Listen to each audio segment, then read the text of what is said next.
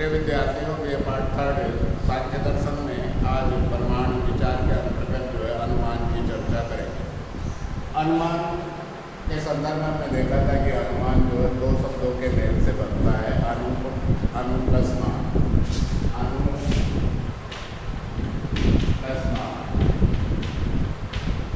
अनु का तात्पर्य होता है पश्चात या बाद में, मान का तात्पर्य होता है ज्ञान। शाब्दिक विश्लेषण करने पर इसका जो अर्थ होता है वो है एक ज्ञान के बाद में प्राप्त होने वाला ज्ञान, पश्चात में प्राप्त होने वाला ज्ञान जो है अनुमान का ज्ञान कहलाता है। अर्थात प्रत्यक्ष से अप्रत्यक्ष की ओर जाना या प्रत्यक्ष से अप्रत्यक्ष का जो ज्ञान है वो अनुमान का ज्ञान है। लिंग और लिंगी, साध्य और हेतु का जो एक अनिवार्य संबंध है उसको हम अनुमान ज्ञान के रूप में जानते हैं। इन दोनों में कारण और कार्य में एक अनिवार्य संबंध होना आवश्यक है, जिसे हम सामान्य रूप से व्याप्ति संबंध के रूप में जानते हैं। व्याप्ति संबंध एक ऐसा संबंध है जो कभी टूटता नहीं है, एक अनिवार्य अनुपाधिक संबंध जिसमें किसी प्रकार का जो है संदेह नहीं है, संभावना नहीं है, वो एक अनिवार्य संबंध जो है उस व्याप्ति संबंध के आधार पर अनुमान की चर्चा की जाती है। भारतीय दर्शन के अंतर्गत जो है प्रारंभिक रूप से अनुमान के दो विभाजन किए जाते हैं।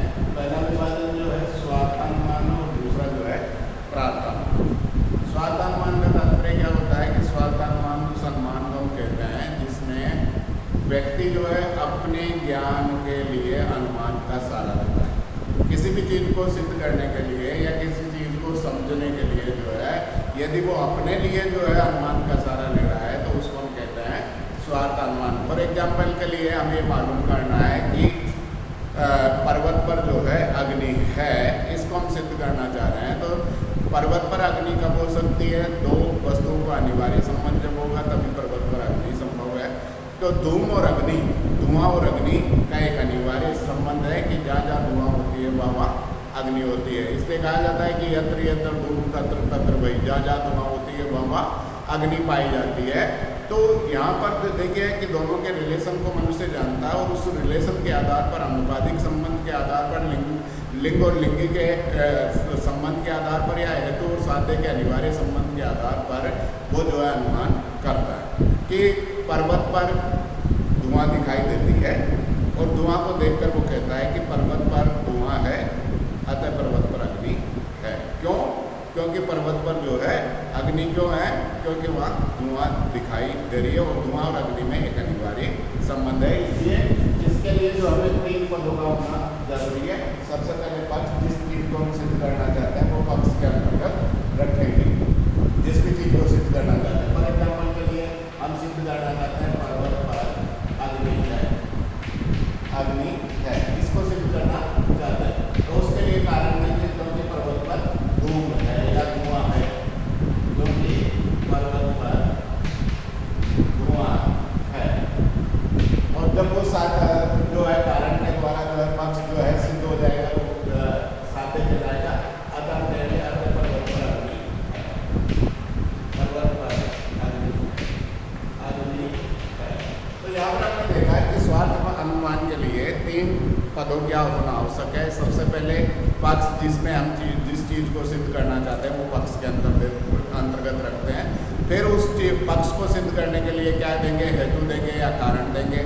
जब पक्ष और हेतु में अनिवार्य संबंध सिद्ध हो जाएगा तो हम जो है साध्य या सिद्ध के रूप में जो है निष्कर्ष को स्थापित करते हैं। तो अभी हमने देखा कि मनुष्य जो है व्यक्तिगत स्वार्थ के लिए, अपने स्वार्थ के लिए जो अनुमान का सहारा ले रहा है कि अपने आप को समझाना चाह रहा है कि पर्वत पर अग्नि है। क्यों है? क्योंकि पर्वत पर हमें धुआं दिखाई दे रही है, अतः हम कह सकते हैं कि पर्वत पर अग्नि है, क्योंकि धूम और अग्नि का अनिवार्य संबंध, और उस अनिवार्य संबंध के आधार पर हम जो है अनुमान का सहारा अपने आप को समझाने के लिए लेते हैं। तो जब अपने आप को समझाने के लिए अनुमान का सहारा लेंगे उसे हम स्वार्थानुमान कहते हैं। दूसरा जो अनुमान जो है उस जो दूसरा विभाजन किया गया है वो प्रार्थानुमान। भारतीय दर्शन में दोनों भेद प्रारंभिक रूप से किए गए।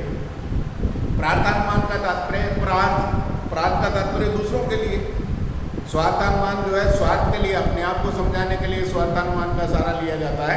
और प्रार्थानुमान क्या है कि दूसरों को किसी ज्ञान को समझाने के लिए जब सहारा लिया जाता है तो हम प्रार्थानुमान कहते हैं। प्रार्थ के लिए जो है दूसरों को हम जो है किसी चीज़ की सत्ता को सिद्ध करना चाह रहे हैं तो हमें प्रार्थानुमान का सहारा लेना पड़ता है। फॉर एग्जाम्पल के लिए जैसे अभी हमने उदाहरण लिया था कि पर्वत पर अग्नि है, इस चीज को हम सिद्ध करना चाहते हैं और पर्वत पर अग्नि है, इसको सिद्ध करने के लिए हमने क्या किया कि 3 पदों के द्वारा स्वार्थानुमान में चर्चा की। लेकिन इसी जो है इसी प्रमेय को या इसी पक्ष को जो है हम परार्थानुमान में दूसरों को समझाना चाहते हैं, तो इसके लिए पंचायव का सहारा लेना पड़ेगा। पंचायव से तात्पर्य अनुमान के 5 अंग है, जिसे हम पंचायव कहते हैं, 5 अवयव जिन्हें पंचायव के नाम से जाना जाता है। और ये पंचायव क्या है? प्रतिज्ञा है, हेतु है, उदाहरण है, उपनय और विपणय। ये 5 जो है पद है जिसके द्वारा दूसरों को अनुमान को समझाने के लिए हम प्रयोग में लेते हैं। तो सबसे पहले प्रतिज्ञा के अंतर्गत क्या करेंगे? प्रतिज्ञा के अंतर्गत जिस चीज को सिद्ध करना उसको रखेंगे, उसके लिए हेतु कारण बतलाएंगे। जब प्रतिज्ञा और हेतु के द्वारा कोई चीज सिद्ध नहीं हो रही है तो हम उदाहरण का सहारा लेंगे और उदाहरण के द्वारा जब दोनों में रिलेशन हो जाएगा, साध्य और सिद्ध का या मैं कहें लिंग और लिंगी का, प्रतिज्ञा और हेतु का जो संबंध हो जाएगा, तो उदाहरण के द्वारा जब समझा दिया जाता है, उदाहरण से स्पष्ट हो जाता है, तो उसको हम वापस जो है कारण को रखेंगे और उस कारण के द्वारा जो निष्कर्ष निकाला जाएगा वो निगमन के रूप में रखा जाएगा। तो 5 जो है सोपान होंगे। फॉर एग्जाम्पल के लिए अभी हमने लिया कि पर्वत पर अग्नि है, इसी को सिद्ध करना है। पर्वत पर अग्नि है, इसी को सिद्ध करना है, तो सबसे पहले प्रतिज्ञा में क्या रखेंगे? पर्वत पर अग्नि है, इसको हम रखेंगे।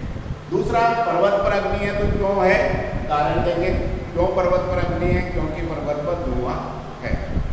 पर्वत पर धुआं, पहले हमने कहा कि पर्वत पर अग्नि है, इसको सिद्ध करना है, तो हमने प्रतिज्ञा के रूप में रख दिया। उसका कारण जो है, हेतु जो है, उसके अंतर्गत उसका कारण देंगे। क्यों पर्वत पर अग्नि है? क्योंकि पर्वत पर धुआं है।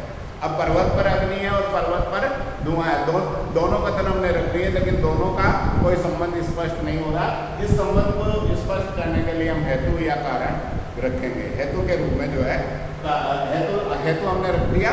तो यहाँ हेतु जो क्या हुआ है? क्योंकि पर्वत पर अग्नि, क्योंकि पर्वत पर धूम है, तो पर्वत पर धूम है, पर्वत पर अग्नि है, इन दोनों के रिलेशन को सिद्ध करने के लिए हम क्या करेंगे? उदाहरण के द्वारा समझाएंगे। तो उदाहरण क्या देंगे कि जहाँ जहाँ धुआं है वहाँ अग्नि है, जहाँ जहाँ धुआं है वहाँ दोनों का रिलेशन बता रहा है कि यत्र यत्र धूम तत्र तत्र वही, जहाँ जहाँ धुआं है वहाँ अग्नि हमने देखने को मिलती है। तो उदाहरण के द्वारा स्पष्ट हो गया कि धुआं और अग्नि में एक अनिवार्य संबंध है। तो धुआं क्या है? अग्नि का कारण है। तो जब दोनों का रिलेशन स्पष्ट हो गया तो हम वापस उपनय के अंतर्गत क्या करेंगे? कारण को रखेंगे। कारण क्या है? क्योंकि पर्वत पर अग्नि है। जब कारण रख दिया गया, दोनों का रिलेशन स्थापित हो गया, तो हम निष्कर्ष में ये भी कह सकते हैं कि अतः पर्वत पर अग्नि है। तो इस उदाहरण के द्वारा हम जो है सामान्य रूप से देखते हैं। जैसे इसी प्रकार से हम देखते हैं कि सुकरात जो है मरणशील है, इसको हम जो है स्थापित करना चाहते हैं। सुकरात मरणशील है, इसको सिद्ध करना चाहते हैं। तो सुकरात मरणशील है, प्रतिज्ञा में रख देंगे। उसके बाद में कारण देंगे, क्यों सुकरात मरणशील है? तो हम कारण देंगे क्योंकि वह मनुष्य है, क्योंकि सुकरात एक मनुष्य है।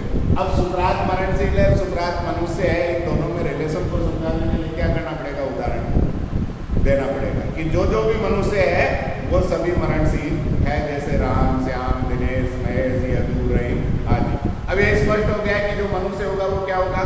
मरणशील होगा। अब हम जो है जब स्पष्ट हो गया तो उपनय में वापस कारण रखेंगे, क्योंकि सुकरात एक मनुष्य है, अतः सुकरात मरणशील है। ये जो है परार्थ के लिए, जो दूसरों को अनुमान समझाने के लिए जब हम सहारा लेते हैं, तो परार्थ अनुमान के अंतर्गत जो है 5 अवयवों का सहारा लिया जाता है, जिसे हम पंजाब के सूत्र में जानते हैं। यह तो देखिए भारतीय दर्शन के अंतर्गत जो है इसका जो विभाजन, अनुमान का जो विभाजन किया गया है उसकी चर्चा हमने की है। अब सांख्य दर्शन के संदर्भ में देखेंगे कि सांख्य दर्शन में अनुमान का विभाजन किस प्रकार से किया गया है। सांख्य दर्शन में अनुमान का विभाजन 2 भागों में किया गया है, एक विहित अनुमान और एक अविहित अनुमान। विहित अनुमान और दूसरा कौन सा है? अविहित अनुमान। विहित अनुमान उन अनुमानों को कहा जाता है जो भावात्मक उदाहरणों के द्वारा स्थापित किए जाते हैं, भावात्मक उदाहरणों के द्वारा स्थापित किए जाएंगे। और अविहित अनुमान में क्या होगा? जो अभावात्मक उदाहरणों के द्वारा किसी निष्कर्ष को स्थापित करने का प्रयास किया जाता है उसे अविहित कहेंगे। तो ये भावात्मक और ये अभावात्मक के रूप में देखने को मिलता है। यहाँ उदाहरण जो देंगे भावात्मक देंगे या नई शब्द का प्रयोग करेंगे अर्थात अभावात्मक रूप से किसी चीज को सिद्ध करने का प्रयास करेंगे तो वो अवीत अनुमान के रूप में जाना जाएगा। तो वीत अनुमान के दो भाग है, एक पूर्वत अनुमान और दूसरा सामान्यतोदृष्ट अनुमान। पूर्वत अनुमान में क्या है कि घटना के घटने से पहले जो अनुमान किया जाता है, घटना के घटने से पहले जो अनुमान किया जाता है उसको पूर्वत अनुमान कहते हैं। घटना घटी नहीं है, घटना के घटने से पहले हम अनुमान करेंगे उसको पूर्वत अनुमान कहते हैं। फॉर एग्जाम्पल के लिए बादल और वर्षा में एक अनिवार्य संबंध है, बादल और वर्षा में एक अनिवार्य संबंध है।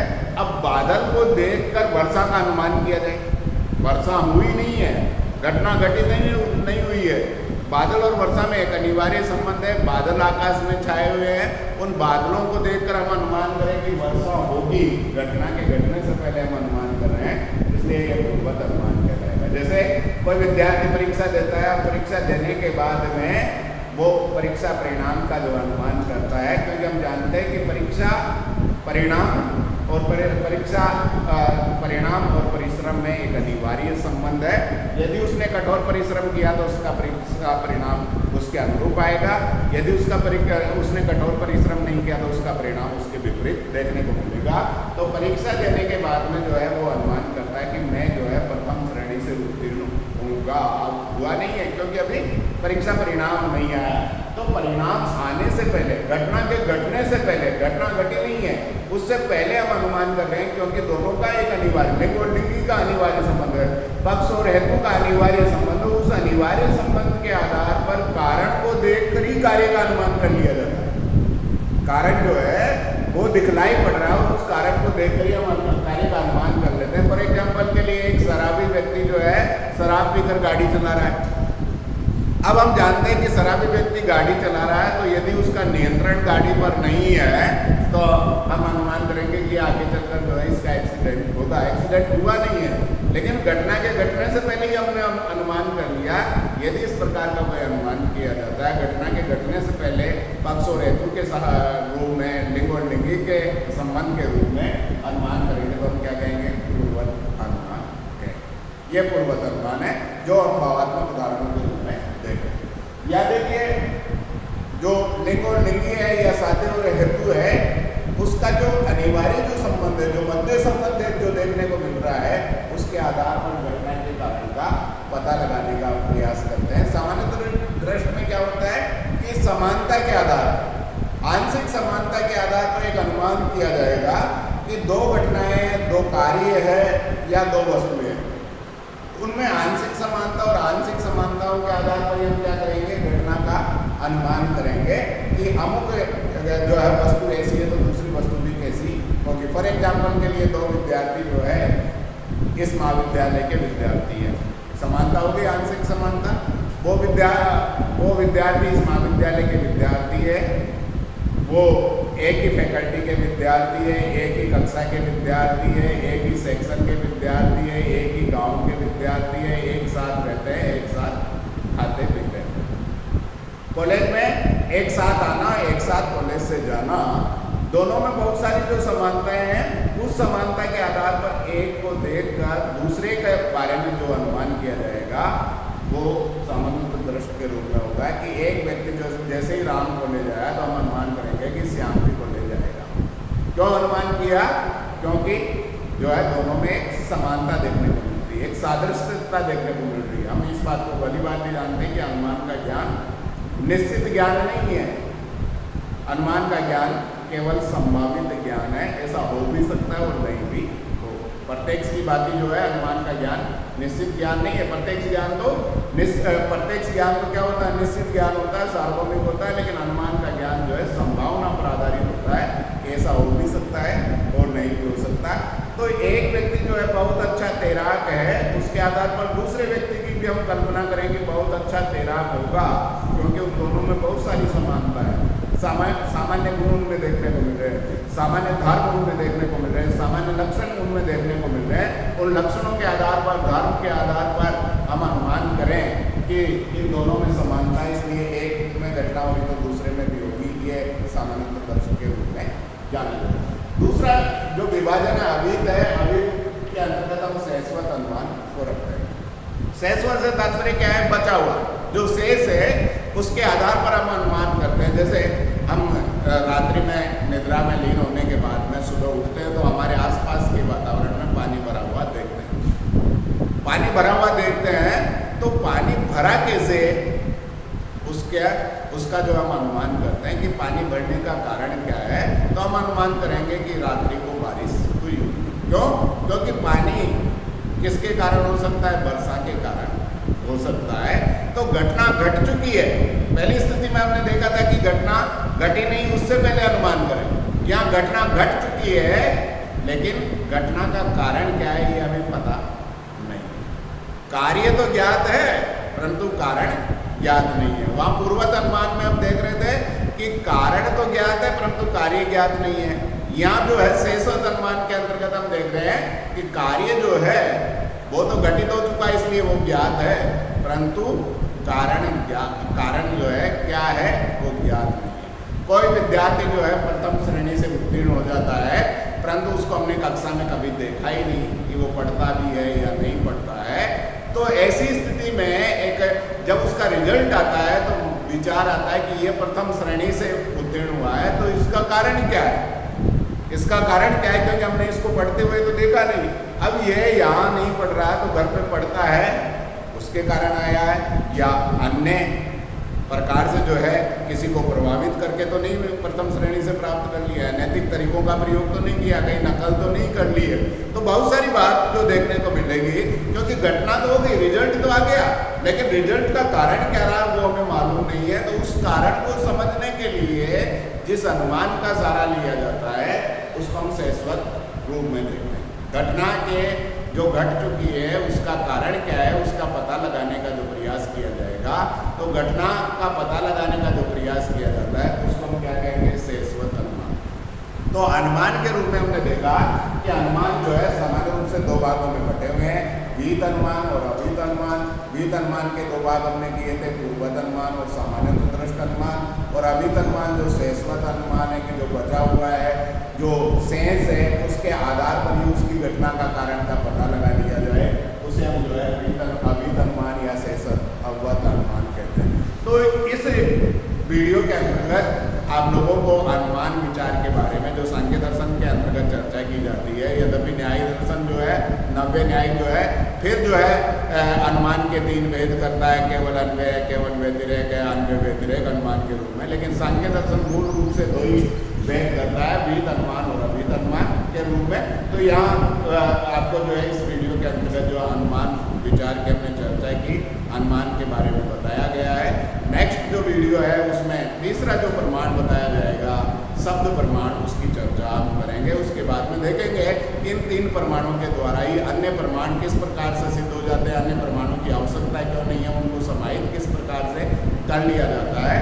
तो आप लोग जो है निरंतर जो है इन वीडियो को देखें, ताकि तारतम्यता जब बनाए रखोगे तभी ये जो है वीडियो आप लगातार देखोगे, तभी ये पूरा लेसन आप लोगों के समझ में आएगा। धन्यवाद।